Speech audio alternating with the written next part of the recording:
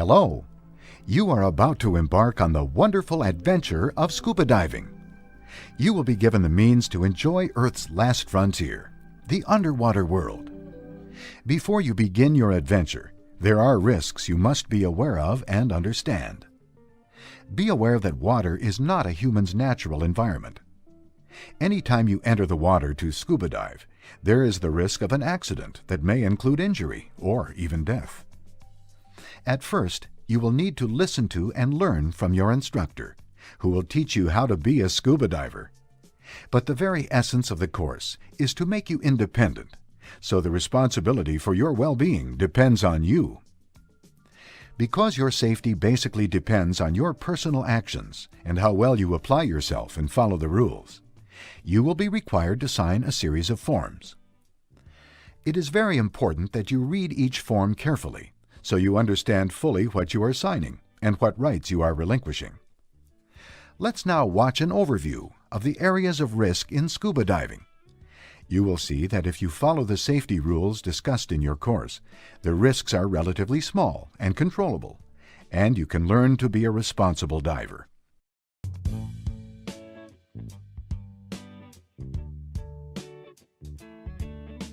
Anyone who is interested in diving, has good physical and mental health, and is comfortable in the water, can learn to scuba dive. Good physical and mental fitness means good general health.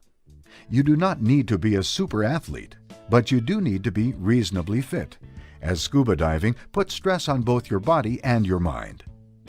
There are some pre-existing medical contraindications that might disqualify you from scuba diving. To help you review this aspect of fitness, your instructor can provide you with a medical history form. Please complete it honestly. We do care about your well-being. Areas of particular concern are the circulatory and respiratory systems, air spaces, and any condition that might cause a person to pass out or lose consciousness. If there is any concern about your medical condition, you will be asked to have a medical exam by a licensed medical practitioner before participation in open water scuba activities. Substance abuse of any kind, be it alcohol, drugs, or smoking, has no place in scuba diving. If you have any problem with any of these, it is far better to deal with the problem before you take scuba lessons. A key element to your success as a scuba diver is motivation. You have to want to do it. You should not be in a scuba class to please someone else if you are unduly afraid of the water or the activity. It is natural to feel somewhat excited, even stressed, prior to open water diving. But remember, you have been trained to deal with the risks. Follow the rules and dive within your limits, and you will have a wonderful adventure.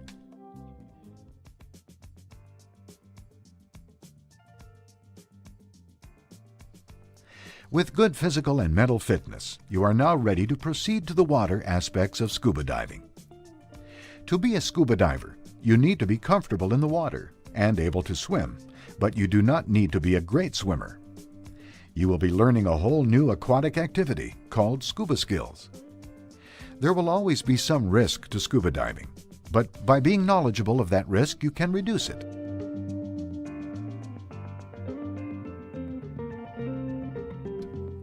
Scuba diving is an equipment-intense activity. Without special equipment, we could not see, breathe, or move underwater. You need a proper, complete total diving system that fits and is adjusted for you. Purchasing a total diving system that is best for you will improve your safety and enjoyment of diving.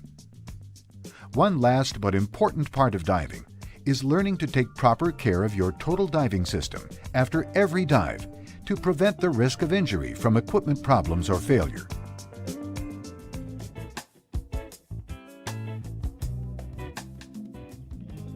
Misuse of diving equipment is the main concern, as malfunction rarely causes accidents.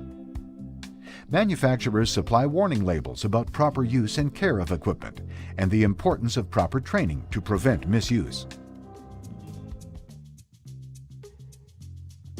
Breathing and pressure changes are also of particular importance to scuba divers.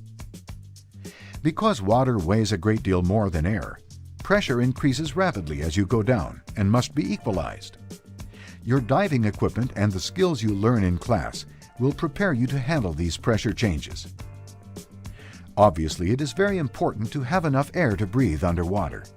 Running out of air is usually a result of human error and puts a diver at great risk. Because the air you breathe is compressed and the pressure changes quickly as you go down and up, you will learn to breathe all the time and to equalize pressure in your body's air spaces, which includes the ears and sinuses. Failure to equalize with the pressure underwater may cause damage to your ears or sinuses. If you were to hold your breath and ascend, you could suffer an overexpansion injury. This is a serious injury. Remember, scuba diving does present a risk. However, by knowing what to do, you can reduce that risk.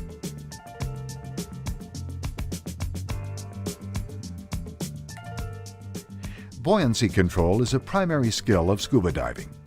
Proper use of a well-fitting buoyancy compensator, or BC, makes diving safer, easier, more comfortable, and more enjoyable. Much of your training in your scuba course will focus on learning to use buoyancy control to your advantage while underwater. But buoyancy control is also important on the surface. Keeping your BC inflated on the surface allows you to rest easily.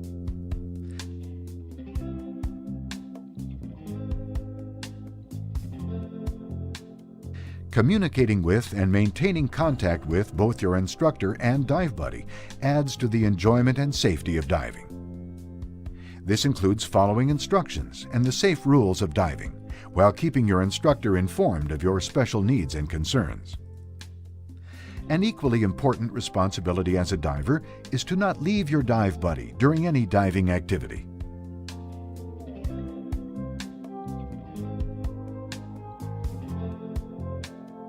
Control is a key concept in scuba diving. This means you are in control of your mind, body, and total diving system, so you can effectively deal with the environment, your buddy, and yourself. In diving, we talk about staying in your comfort zone by knowing your limits. This provides a margin of safety in difficult situations and helps you keep faith with the cardinal rule of all adventuresome activities: stay calm, don't panic. All of these things taken together will help you develop a level of awareness so you are ready to participate in scuba diving. You will learn to reduce risk, but it cannot be eliminated. Ultimately, you will be responsible for your own well-being and enjoyment of diving. Because you have been informed of many of the risks of scuba diving, you can now go through the details of completing the necessary forms in which you acknowledge this information. You can then begin your diving course and your exploration of the underwater world.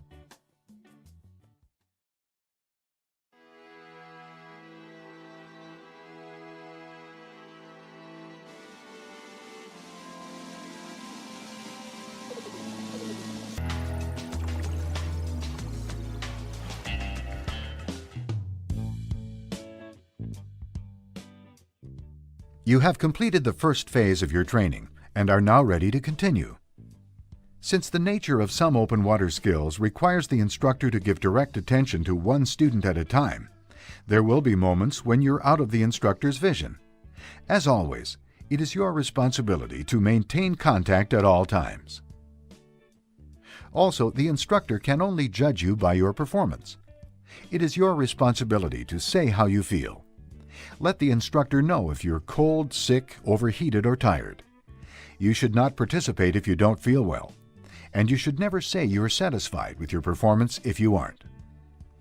This video will show areas of risk in the open water, so you have a clear understanding of your responsibilities prior to signing the required forms.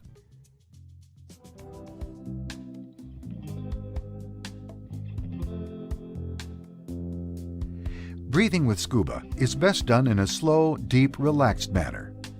Breathe continuously and do not hold your breath. Swimming in a steady, slow, easy manner with neutral buoyancy will make you a more efficient diver.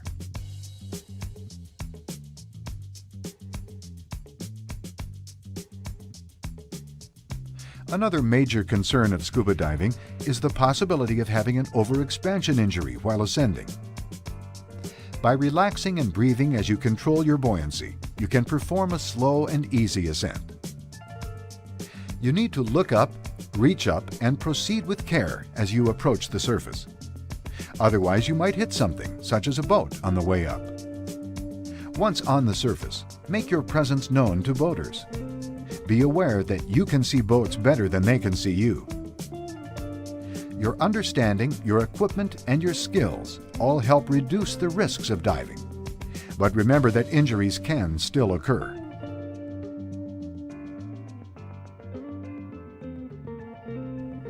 One concern about temperature is that you might overheat on the surface while you are putting on your dive gear. The other concern is that you may become excessively cold while underwater.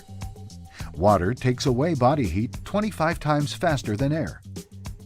Therefore, divers need to wear the correct protective suit for the water temperature.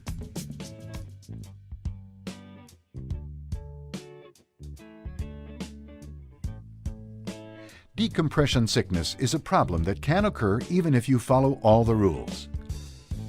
This is something you need to know and understand. Time underwater is based on decompression needs, air consumption, and comfort.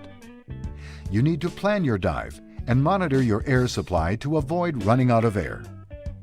An out-of-air situation could lead to panic and drowning.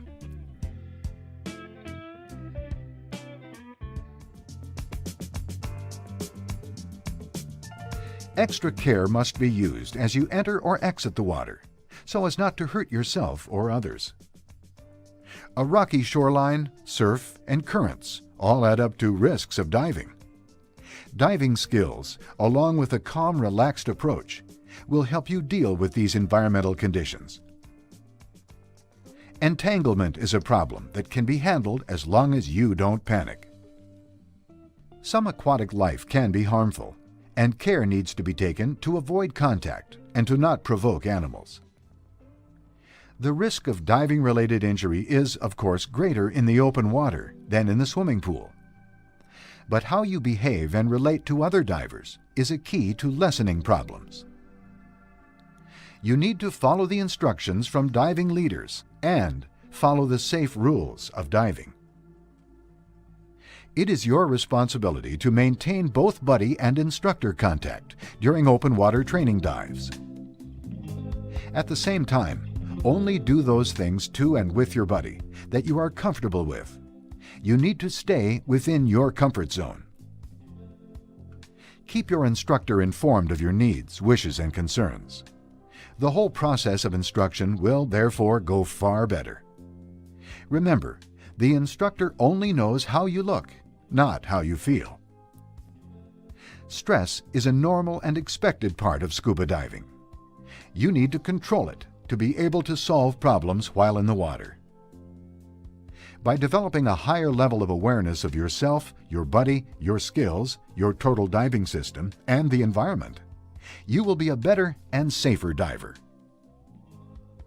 By putting all these ideas together with your training, you will be ready to dive in open water. Risk is a part of life. Activities that add adventure to our lives also add risks, yet most recreational divers enjoy scuba diving without ever having an injury. At the same time, no one can guarantee that you will never have an accident. Scuba diving is an extremely interesting and enjoyable recreational activity.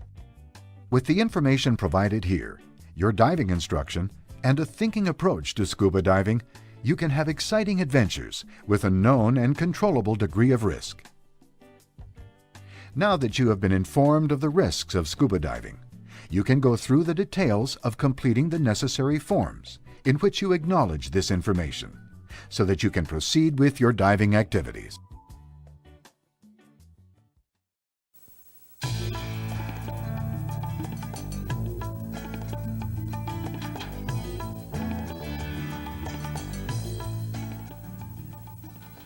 Children and water seem to go together like peanut butter and jelly. And why not? The water is fun. But if you think swimming is fun, wait until you try the great activities that dive stores and resorts have to offer. Activities like snorkeling, scuba rangers, supplied air snorkeling, or even scuba diving. But water activities aren't all just fun and games. Each new activity presents its own set of risks. You see, the water is not our natural environment. The air is. So each time you enter the water, there is a risk of an accident that may lead to an injury or even death. Before you begin your new water adventure, there are some risks that you and your parents must be aware of and understand.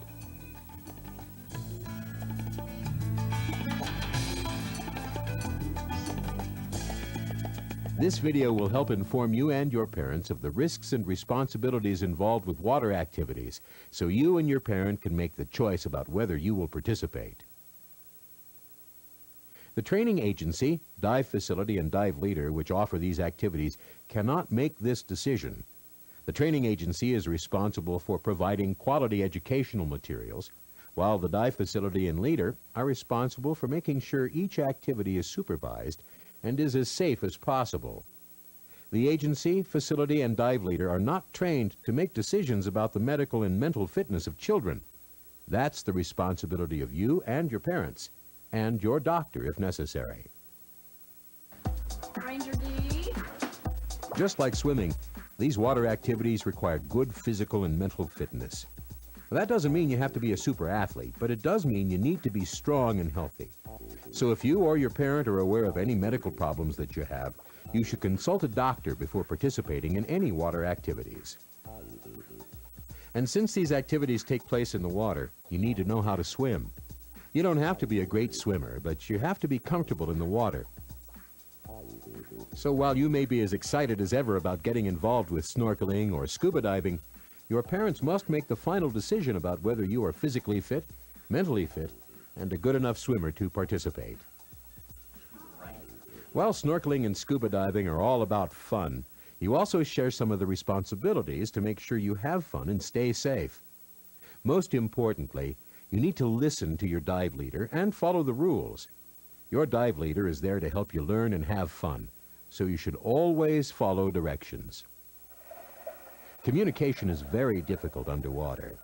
Since you and your dive leader can't talk to each other, you will learn some hand signals to help you communicate. It's very important that you look at your dive leader often and that you pay attention to all the signals. If you don't, you may miss out on what your dive leader is teaching. You also need to stay with your group and with your assigned buddy. Your dive leader will assign you to a buddy. You and your buddy will help watch out for each other.